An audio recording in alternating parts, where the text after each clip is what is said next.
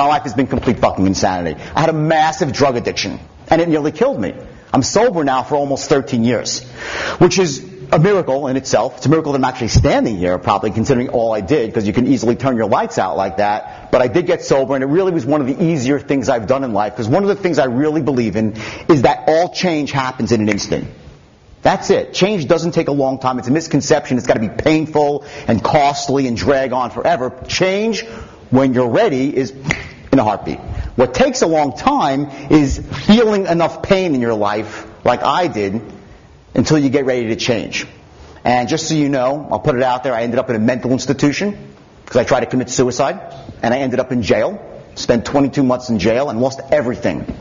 I lost my freedom, of course, all my money, my family for a time, and most importantly, I lost my self-respect. And the fact that I'm here tonight is a miracle, and I thank God for that, and also the fact that I was just, not willing to say die, because it would have been pretty easy in my circumstances just to give up.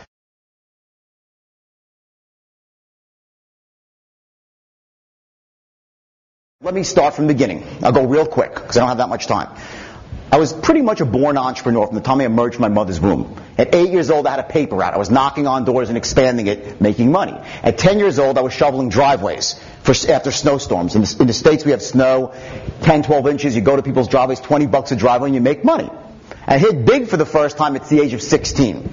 And I went down to Jones Beach in New York, which is kind of like Bondi Beach, but it's much bigger, and incredible amount of people packed in blanket to blanket to blanket. And what I did is each morning I'd go to an ice cream distributor, and I'd load up a cooler with Italian ices, chip witches, and fudgicles, and I'd go blanket to blanket selling them at a huge markup. I'd pay 7 to 10 cents a piece for the ice cream and ices, sell them for $1. And I was making about $20,000 a summer, and I put myself through college that way.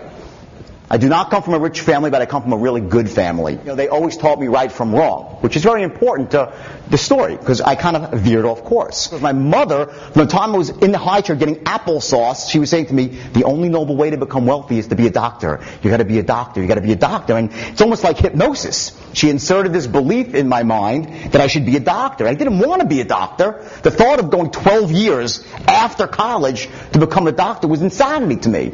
So I figured, let me just go to dental school. Dentists make a ton of money, and I'll be out in 5 years, including the residency afterwards. My mother will be happy because I'll still be Dr. Belfort, and that will be that. The first day of dental school, I walk in, it's an auditorium, it's for orientation, and the dean is standing up on a stage pretty much like this. There's 105 dental students in the audience. And then he says, but let me say this, the golden age of dentistry is over.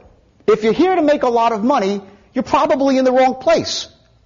I was like, what the fuck? I'm in the wrong place. And I got up and I left. I had to come clean. I was really embarrassed, but I had to go home. And I took a job selling door to door. And I was selling steaks, shrimps, and lobster tails, knocking on people's doors. And this was the first time in my life that I realized I had a gift for sales.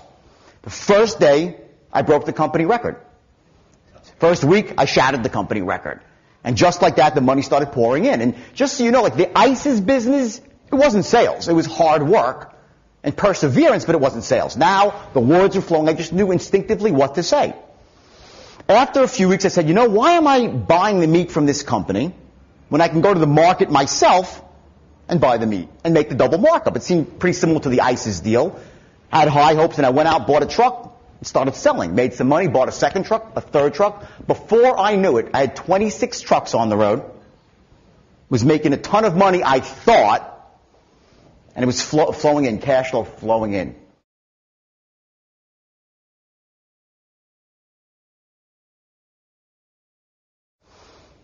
I made just about every possible mistake a first-time business owner can make.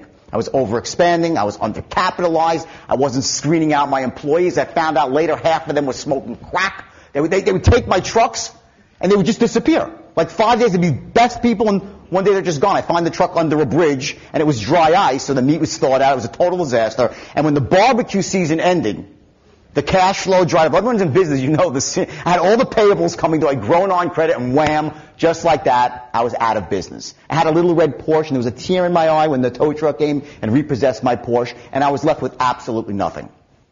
So in New York, when you're a guy who wants to make a lot of money, and you're a salesman, what do? You go down to Wall Street.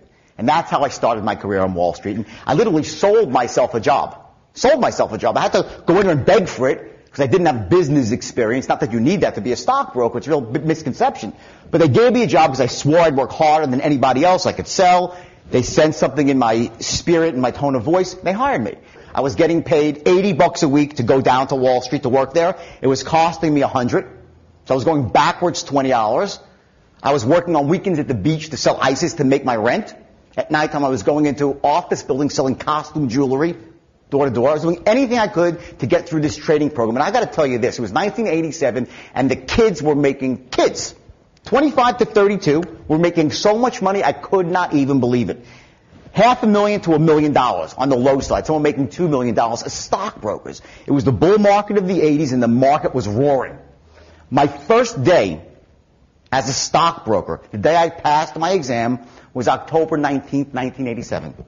The day of the great stock market crash. And I watched in fucking awe as the stock market went down 508 points in one day. You could have heard a pin drop in the boardroom. And everyone was like, oh my God, the party's over. I'm like, what? The party's... I watched the party, didn't make a frickin' dime, okay? And the firm closed down. It was one of the biggest firms on Wall Street. In business 120 years. They lost all their money the day of the crash. And boom, just like that, I was out of a job again. And no one was hiring. That evening, as I went downstairs, the New York Post, which is like a sleazoid paper from the States in New York, it's like on the cover, the death of Wall Street. All stockbrokers will become cab drivers. I was like, oh. I went home literally like a zombie, my tail well between my legs. And here was the last and final insult. My wife, great lady, but she was not the sharpest tool in the shed, which wasn't. And all she did was watch soap operas all day and Oprah. So while everybody in the free world knew that the market had crashed, it was everybody but her. So when I walked in the door, she had champagne. And she comes running up, congratulations, how was your first day as a stockbroker? I'm like, how was my first day as a stockbroker? I started, just like that, a disaster, okay?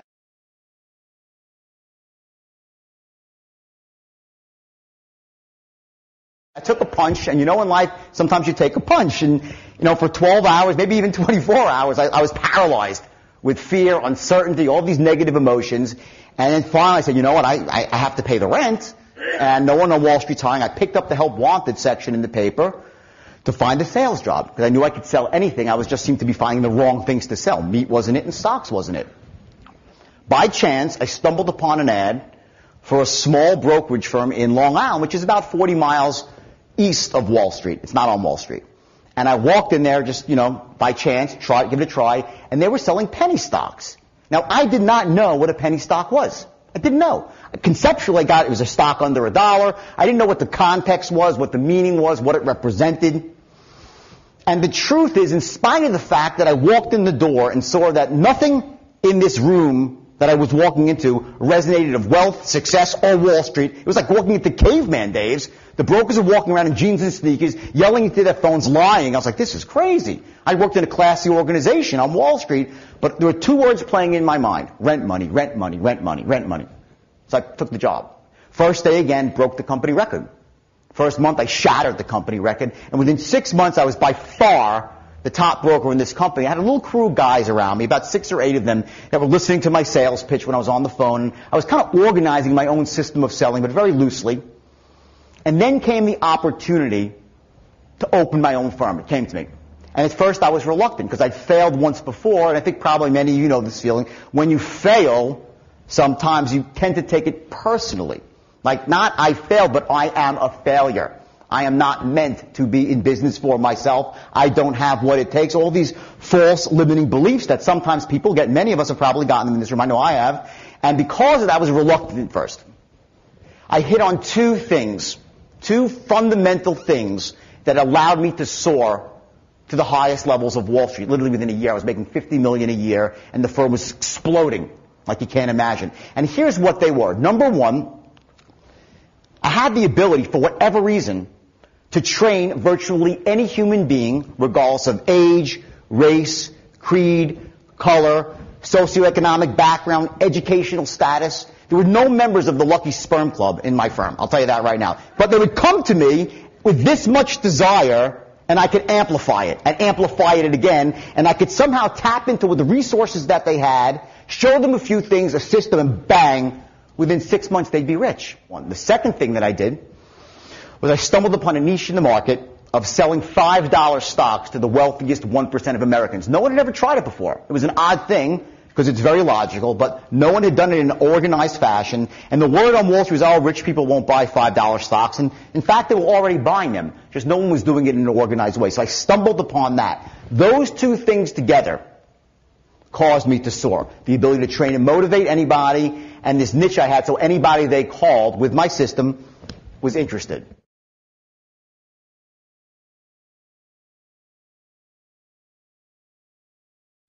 Now, flash forward, and as the firm grew, the insanity took hold because my addiction started.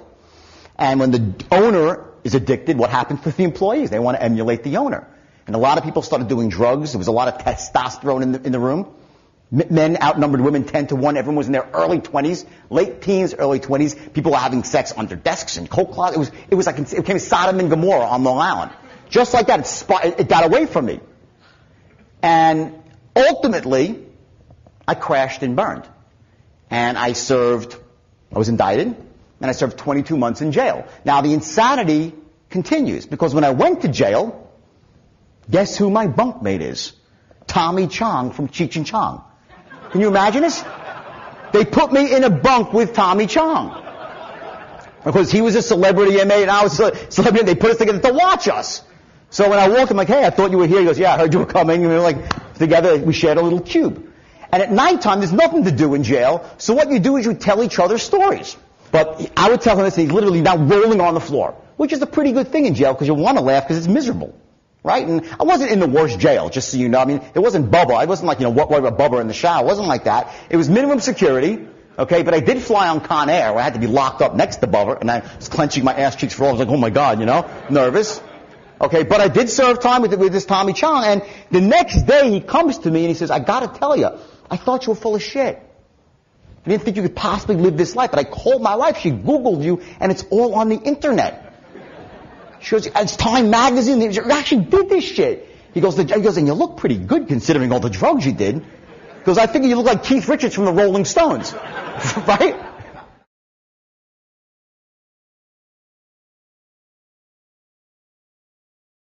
You gotta write a book. Just write the way you speak. It'll be a great book. People will love to read this stuff. It was the most difficult thing I ever tried. It's a different skill than speaking. It doesn't translate. After 1 month, I had 1 page and it was awful. I just couldn't capture my voice, right? But I hate to quit, and I went into the prison library and I stumbled upon a book just by chance called Bonfire of the Vanities, written by Tom Wolfe. Some of you have probably read it. You're nodding your heads. It's an amazing book, and he is a brilliant author. Oh my God, this is how I want to write. Just like that. Then I picked up a highlighter and started highlighting things, looking for patterns. And I used the book as a textbook to teach myself to write. Because there's always patterns in everything. There's patterns in writing. There's patterns in human behavior. There's patterns that lead people to success and fulfillment. And there's patterns that lead people to failure and feeling empty and sadness and depression and anger. There's patterns for everything in life. But for me at that moment, it was about patterns in writing. And I patterned Tom Wolfe. I modeled. It's an important word. Modeled Tom Wolfe's writing style. And slowly my writing began to improve. Finally, I had about 300 pages and I was ready to get out of jail. And I said, you know what? Not good enough. And I ripped them all up. And out of sheer desperation, and I say desperation, not like desperate for money, but desperation to make sense of my life, I started writing again. I said, let me just try by chance to call an agent. I knew some guy very casually. Called him and said, hey, Joel, I want to write my life story. He's like, oh, great story. Let's get a ghostwriter. I said, no, I want to write it myself in my voice and tell the story the way I want to tell it. So I sent him the 5 pages. He says, I'll call you next week. The next morning, he calls me and says, who fucking wrote those pages? He goes, did Tom Wolfe write those pages? I swear to God. He goes, write 10 more pages for me. Let me just see if, if there was a fluke or something, or maybe I did pay Tom Wolfe, So I wrote 10 more pages, hit the send button, and 10 minutes later he goes, stop everything you're doing in your life and become a writer. He goes, there's something special about, I don't know what it is, it's a voice that you have, and I love it. I'll get this sold to the biggest publisher in America, and so on and so forth. I was like, no fucking way. I was like, I didn't believe him. I thought he was delusional. Agents can be that way sometimes, They want to pump up the guy, and I'm like, well, what the hell? I have nothing to lose. So I hunkered down in my house, and I spent 8 months writing The Wolf of Wall Street, my first book. After about 2 months, I was on page 100, still on my first day of my life. I couldn't get past day one. I had a complicated life.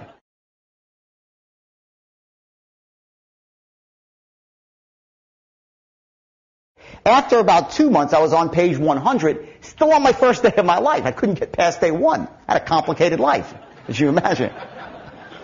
But I sent the pages to my agent just to get a read on it, and he's like, wow, amazing. I'm going to Random House tomorrow. It's a company I had a relationship with. I'm going to sell this book. And that he did. Sold the book to Random House. The book was then immediately sold to Australia. And then before the book was even published, when the manuscript was done, Hollywood caught wind of it, and a bidding war started between Brad Pitt on one side and Leonardo DiCaprio on the other, which is pretty amazing. I mean, Brad Pitt was with Paramount, and DiCaprio was with Warner. And I guess it's fashionable to play a drug addict who also is a businessman, because I'm drooling by day and then cutting deals at night, or really the opposite, cutting deals during the day and drooling by night. I guess you can win an Oscar for that sort of thing, the up and the down, right? So they were bidding and bidding and bidding, and I was in a good spot because each side was saying, whatever they give you, I'll give you 10% more. And up and up and up and up the bidding went. And finally, Leo calls me, he goes, hey, Jordan, Leo DiCaprio, I'd never spoken to him before. He goes, I have someone on the phone that wants to speak to you, Marty Scorsese. And Marty, you think I talk fast? Forget about it. This guy was talking so fast, I didn't know what he was saying, but I knew it was Marty and he had a vision. I was like, how could I refuse that? They just won the Oscar for The Departed. So I said, screw it. I sold it to Warner Brothers for DiCaprio and Scorsese to, star in and direct. And that was that.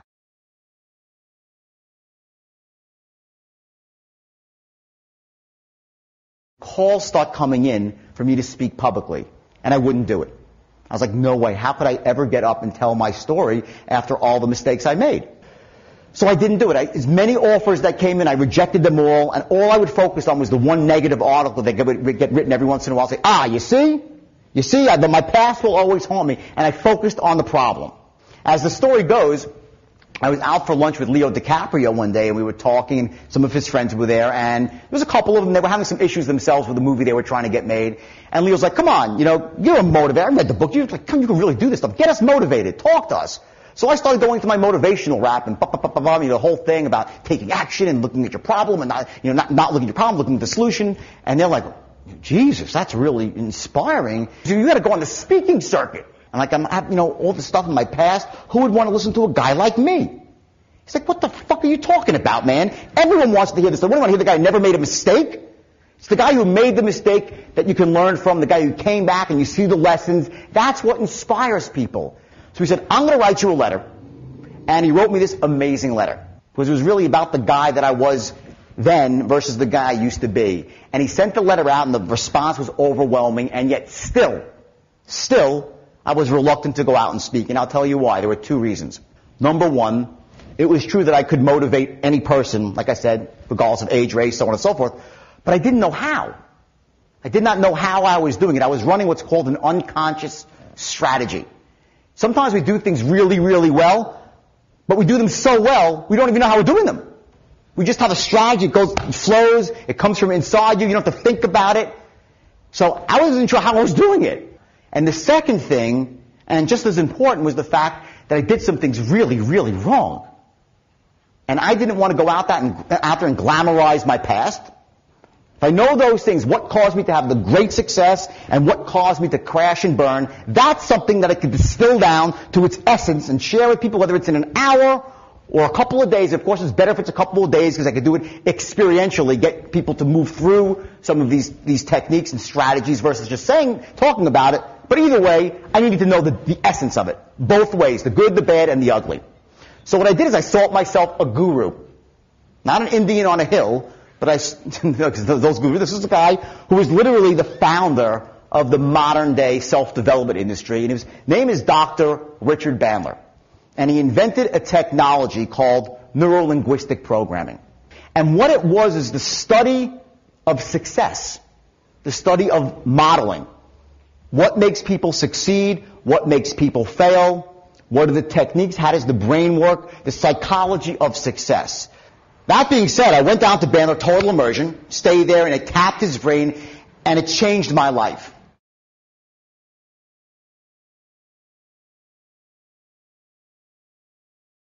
What is the mindset of success, the psychology that leads people to achievement? That being said, I went down to Belfort, total immersion, stayed there, and it tapped his brain, and it changed my life. Because he did indeed clarify the things I had done at the highest level. And he said to me, he goes, you've done 4 things at the highest possible level. And because of that, you excelled wildly in business. And those 4 things don't just apply to business, they apply to someone's personal life too. Family, community, spirituality, your lover, your spouse, your partner. They apply to every aspect of life. These 4 things. And when you do them at a really, really high level, you can perform off the charts. And then he said to me, there's 2 things that you did miserably. And those are the things that caused you to crash and burn. Now, the first thing he said, though, which really stuck in my mind, was your biggest problem is that your mother never gave you your owner's manual. I was like, what? It's like, your owner's manual. Imagine this. You went to the computer store, you bought a laptop, and you never got an instruction manual on how to use it. How many things could you possibly use on this computer? Maybe if you're lucky, you can get on the internet, bang out a couple of functions. But without a manual, an instruction guide, you're never going to be able to even tap into this much potential of a computer. And your brain, my brain, your brains, human brains, are far more powerful than even the most powerful supercomputer invented by NASA, the NSA. Doesn't matter, not in the same league, yet we never got owner's manuals. And the fundamental thing is this. See, I walked around my whole life thinking that my emotions were as a result of the environment. When things in the environment went well, I felt good. When things were going badly, I feel bad. And I'm like a seesaw, and the environment is playing me, and I'm living out a script based on it. And that was Bandler's first thing. He goes, that is not true. Right now, within inside you, there are 6,000 emotions. And every single one of them is available to you right this moment. You can summon it up. It's not that difficult, but we're not taught to be that way, to think that way. We have old software playing in our minds that we have to wait for certain things to happen to feel good. And the irony is that, some people say success is money or, being loved by people. The truth is, I don't care how many people say they love you, how much money you might have. If you're feeling negative emotions all day, fear, anxiety, depression, greed, if you're feeling those things, your life sucks. Doesn't matter how much money you have, right? Some person thinks, oh no, if I have a lot of money, it's still good. But it's true. It's not true.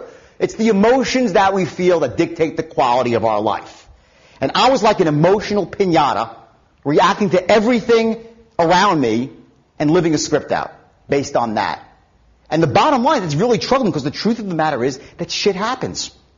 This bumper, right, we know from tonight. Shit happens. You're walking along doing everything right, and wham, you get hit in the eyes with a lump of kangaroo shit. Just like that, boom, and everything is unraveling before you. That's what happens. And then we tend to tell ourselves a story about why we don't have what we have. This is what I did. We tell ourselves a story of why we don't have what we have, when in truth, the only thing that stops us from getting what we want is the story we tell ourselves of why we can't have it. Because the story stops us from seeing the truth. And unless you know the truth, you can't go anywhere. If you have a map, imagine your life as a map, perfect map. If you don't know the starting point, and you set a goal, which is your ending point, how can you get there if you're not truthful with yourself? So my philosophy is this, it always was, is see things as they are, but not worse than they are. And that's what a lot of people do. They see things worse than they are. And they tell that story and they say, oh, it's so terrible, only a madman would possibly take action. So that's their excuse for not doing anything about their problems. So see things as they are, not worse than they are, then see them better than they are, and make them that way. And there are some people, you ever read the book The Secret? Who's read the book The Secret? This is the biggest freaking joke ever, okay? Here's what The Secret says. It says, go to your couch and sit down and imagine, close your eyes, imagine a big fat check with your name on it and 25,000 Australian dollars. And then imagine the check showing up in your mailbox. And just keep putting that energy out into the ether, and sure enough, a check will show up in your mailbox. Bullshit! If that's your strategy for achievement, the only thing that'll show up in your mailbox is a freaking eviction notice. They'll be towing your car away, right? And you'll be looking at your garden saying, there's no weeds, there's no weeds, there's no... Bullshit, there's weeds in your garden. And you got to pull them out or they're going to take your garden. So my sense is, be realistic, be intelligent, and don't see things worse than they are. So that was really the first thing Bandler said. It's about software in my head that was old, outdated, and was not empowering.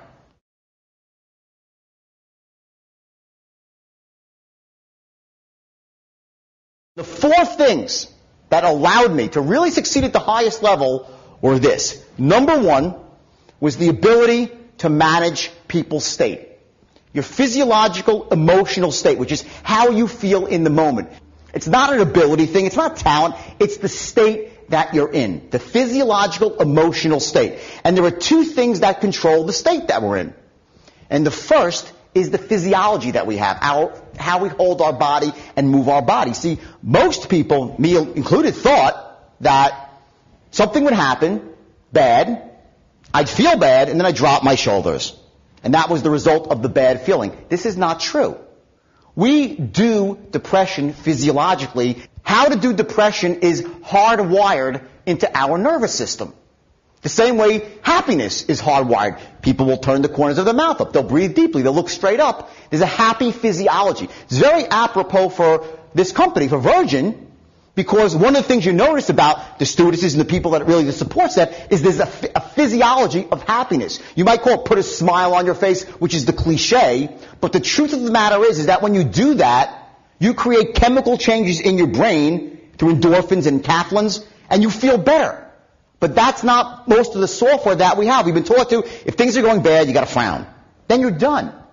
Act as if you're a wealthy man, rich already, and you will become wealthy. Act as if you have all the answers, and the answers will come to you.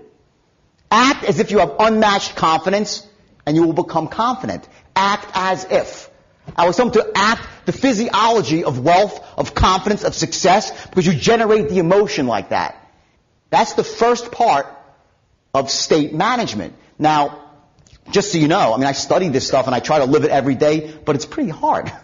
You can't always manage. You're not a robot. Bad things happen, and you feel bad for a while. You take a punch, you're going to feel bad. The question is, how long? Because where focus goes, energy flows. Here's just as a quick example. Everyone just look around the room and look for blue. Okay, now everybody please close your eyes just for a second. And now with your eyes closed, tell me everything in the room that you see that's red. Now open your eyes and look for red, look for red, look for red, look for red, look for red. You see a lot more red now. Why? Because you're looking for it. There's a portion of our brain called the reticular activating system that chooses what we're going to focus on. And once you ignite that RAS, the reticular activating system, you will see what you're looking for and block out everything else. So if you're focusing on the negative, on your problems, the opportunities go right over your head. Even worse is when I do this in a seminar, I'll say, okay, someone raise your hand, tell me what's red. And they'll point to, this is red right here. Say that person's tie is red, blah, blah, blah. And then they'll say, your dress is red. But it's really not. It's not exactly red, but people will make shit up to be right. So if you're looking for a problem, you'll start making problems where none exist. This is what we do as human beings. When someone's living in the problem and not the solution, this is what they're doing. They're seeing only the red and making stuff up that's not even red and crashing right into it. So that's the thing I did at my company. Number one, at the highest level, state management.